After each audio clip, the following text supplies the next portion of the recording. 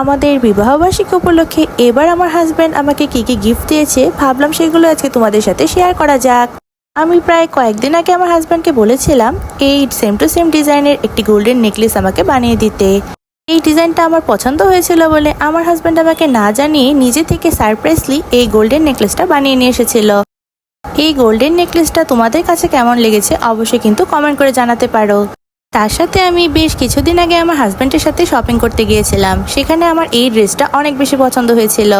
এই ড্রেসটা ইন্ডিয়ান কারচুপি ডিজাইন করা ড্রেস ছিল।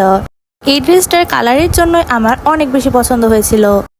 এই ড্রেসটার কালারটা অনেক বেশি আনকমন ছিল। আমার আগে এই কালারের ড্রেস পরা হয়েছিল না।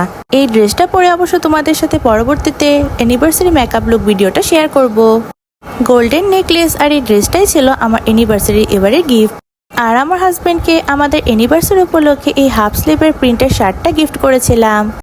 তার সাথে তাকে আরেকটা জিনিসও গিফট করেছিলাম, সেটা হচ্ছে এই রূপার আংটিটা। যদিও এটা রূপার আংটি, সে আমাকে গোল্ড দিয়েছিল, আমি তাকে রূপা দিয়েছি, কিন্তু গিফট তো গিফটই। তার নাকি এই জিনিসগুলো খুবই বেশি পছন্দ হয়েছে।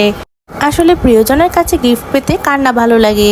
আমরা প্রতি বছরই আমাদের অ্যানিভার্সারি উপলক্ষে একে অন্যকে যার যার পছন্দ অনুযায়ী ছোটখাটো কিছু না কিছু গিফট দিয়ে থাকি।